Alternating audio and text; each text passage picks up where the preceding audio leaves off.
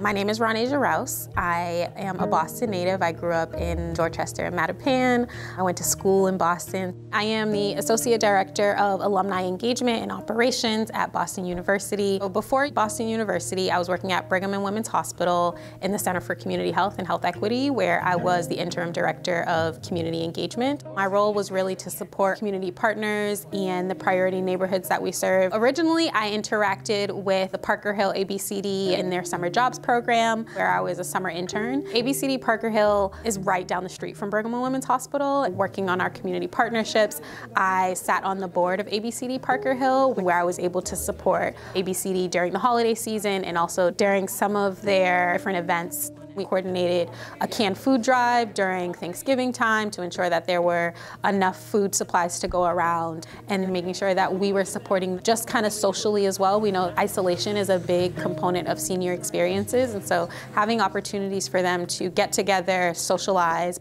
I also supported ABCD Parker Hill create a partnership with Panera Bread through their donation program, where Panera Bread donates all of their day-end baked goods to community organizations. So over the span of a year, we did a lot of different projects that really supported the resources for community members. It's really important to me to help support those who are most marginalized in our communities. Like I said, I grew up in Boston. I understand food insecurity and how it impacts families. And so ensuring that the folks in my neighborhood are supported and have resources to live happier and healthier lives is really important for me.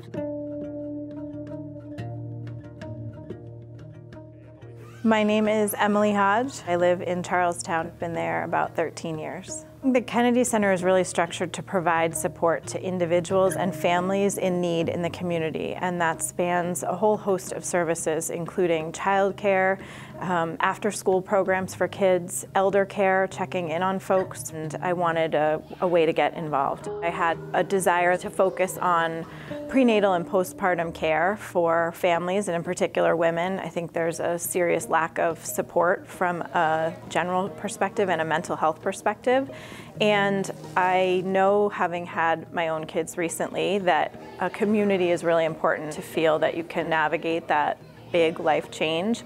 And so I thought there must be people in our neighborhood and our community who need that kind of help. So I reached out to start talking about what that might look like. We talked about doing a community baby shower as a first step to starting to have a broader community dialogue around postpartum prenatal support, family support. We put together gift bags, baby diaper bags, and things that had supplies for new parents, clothing, toys. Part of the goal was to start to have these kind of community meetups and sort of bridge some of the gaps that might exist in the communities and provide some resources for folks. It's really fulfilling to me when you feel like somebody who's struggling, and oftentimes struggling with something you've struggled with, if it's postpartum mental health issues, things like that, to feel like you're offering a little bit of support in that time is really meaningful. And having my kids watch me do this work is really important to me. My name is Ruth Rollins. Prior to 2007, I was working with families that were losing their children due to gun violence, but I never thought a tragedy would hit my door. In 2007, my son, Warren Daniel Harrison, was murdered, still to an unsolved homicide. In the aftermath of losing my son, I wanted to be part of the solution, and I got involved with a lot of preventive work. I was still grieving my son, but I wanted to know how were these guns ending up in our community. And one of the earliest programs that I got involved with was Operation Lipstick. Ladies involved in putting a stop to inner city killing that addressed its straw buying. And we found out that that was one of the ways how guns were ending up in our community from surrounding states. But I was still suffering in silence because I had another child that was incarcerated due to gun violence. So I started We Are Better Together. We work with women and girls that are impacted by homicide and incarceration to interrupt the cycle of violence and victimization. There's a lot of women like me that have been impacted by gun violence on either side. We also have women that have loved ones that are incarcerated that are doing 25 years to life. We believe everyone has a story. It's something magic that happens in space when we have a mother of a child that has taken someone's life, and then we have the victim of a homicide, a child that has lost their life. when that mother's able to ask that mother for forgiveness. And it's not about forgive and forget. It's about just being able to embrace that woman on either side of how they were impacted by gun violence. Change is possible. Interrupting the cycle is possible, but we must continue. We must continue to work together. We cannot make true change unless we work on both sides of gun violence. My name is Diane Crump. I grew up in Harbor Point. I have it out of my heart to help other people. I had a mom once upon a time, and I love to help people that, like the age of my mom was, or younger people that's younger than me that can't help themselves. So I do it for them. I think it's a good thing that we're doing now. What I like about doing, that's just my goal. I just love helping other people. Project Here Concern is all about helping. We set the room up with all the bread and stuff in it, and elderly people at Harbor Point be out in the hallways.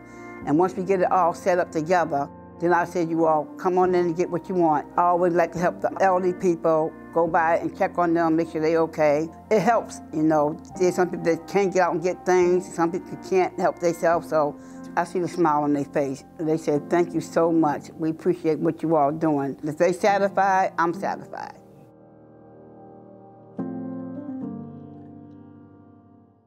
My name is Teri Groome, and today I live proudly in the West End of Boston.